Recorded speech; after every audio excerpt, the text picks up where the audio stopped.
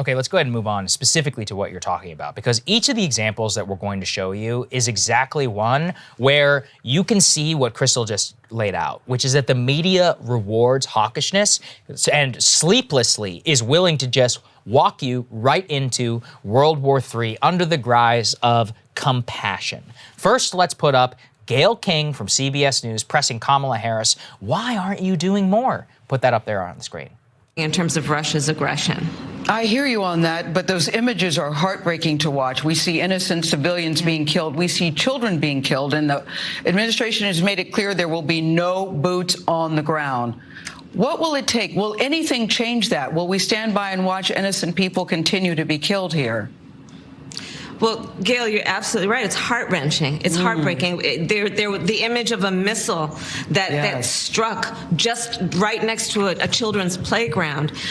The Ukrainians who are, as civilians, taking up defense of their nation out of pride and also an understanding of what is at stake in terms of their vitality and their independence.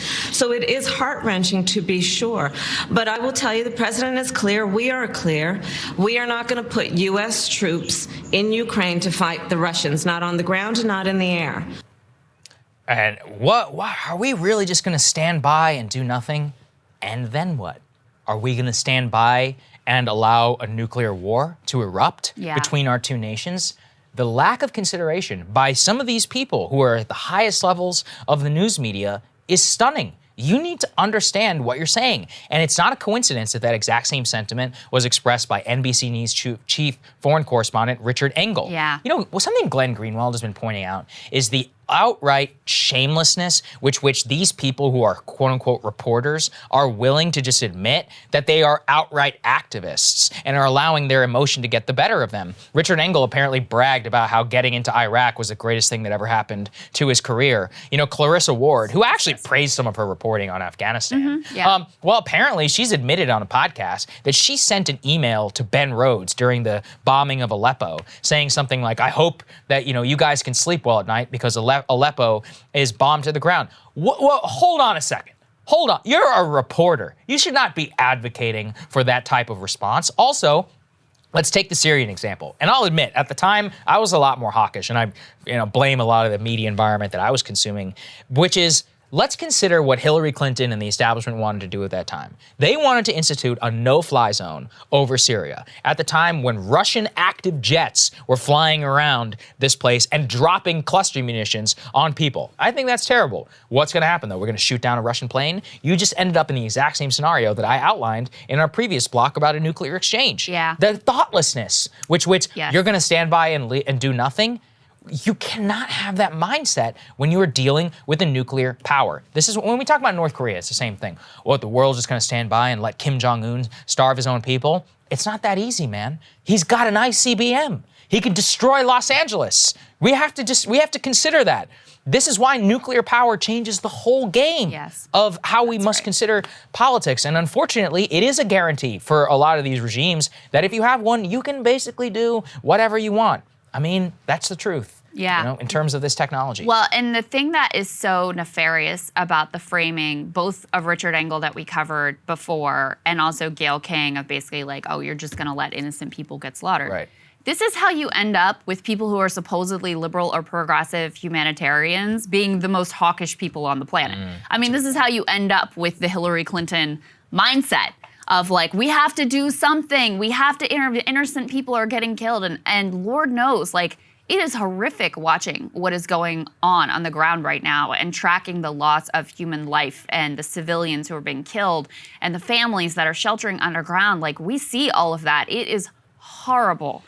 But if you escalate, those life losses just become even greater. There's even more suffering. And, you know, if there's one thing that we've proved through our military adventurism, it's that we're not particularly good at accomplishing the goals that we set out to in the first place. Yes. So that's why I find this framing so really nefarious, because you end up turning people who should be on the side of de-escalation, who should be looking at that bigger picture, you end up pushing them to think that the good and righteous and civilized society thing to do is to call for like a no-fly zone and to intervene in a more aggressive way. Casual.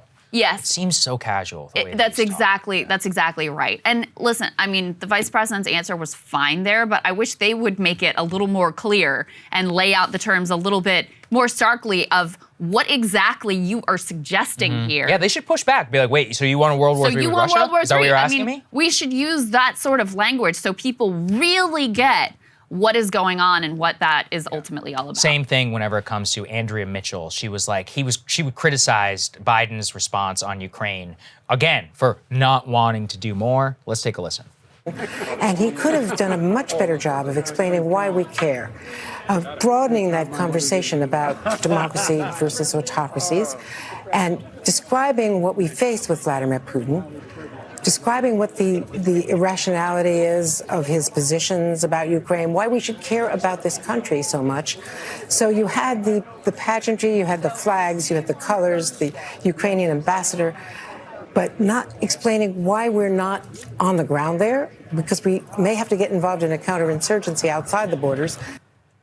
Yeah. Why we're not on the ground there. Why we're not on the ground there. Why we're not on the ground there. This, again, this is what they want. They're thirsting for it. These people are crazy in the way that they set this all up. And you found this one, I mean, from Michael McFaul. This is insanity. Put this up there on the screen. The former U.S. ambassador to Russia. There are no more innocent, neutral Russians anymore. Everyone has to make a choice. Support or oppose this war. The only way to end it is if hundreds, thousands, not thousands, protest. Putin can't arrest all of you. He also tweeted just yesterday, Krystal, that arguments against moderates who do not want to invade Ukraine or start a war remind him of MLK's frustrations with white moderates while he sat in jail in Birmingham. My God. So he is now trying to justify a literal world war with Russia, invoking the name of Martin Luther King Jr. Going against the white moderate. That's how much these people's brains have been rotted by this situation. It is a truly appalling sentiment to say there are no more innocent, neutral Russians anymore. What that justifies is horrific. I mean, that justifies genocide.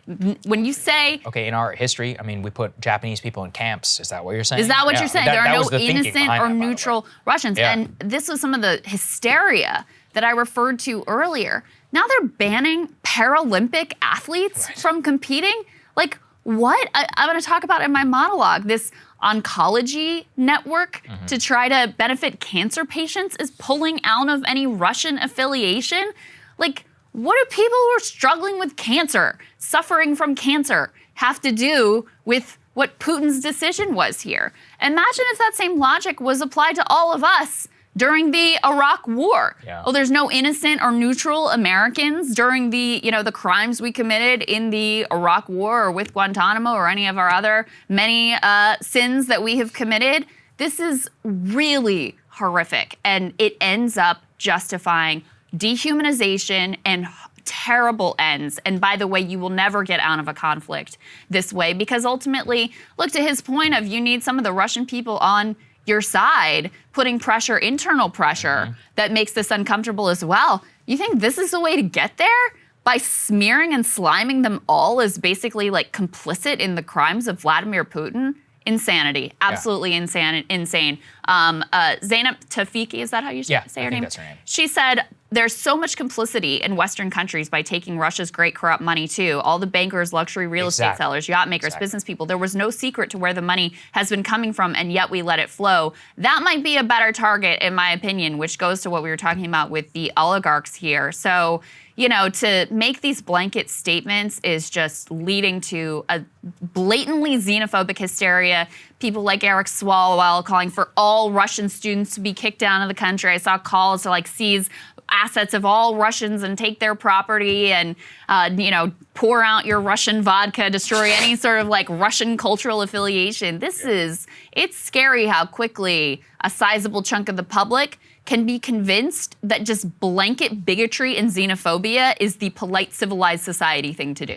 Hey guys, thanks so much for watching. That's right. Just as a reminder, you can become a premium subscriber today. Watch the full show completely uncut, our reactions to each other's monologues. You get to listen to it, you get to ask us questions, all that good stuff. Link is right there in the description or at breakingpoints.com. Best of all, great way to say screw you to the mainstream media.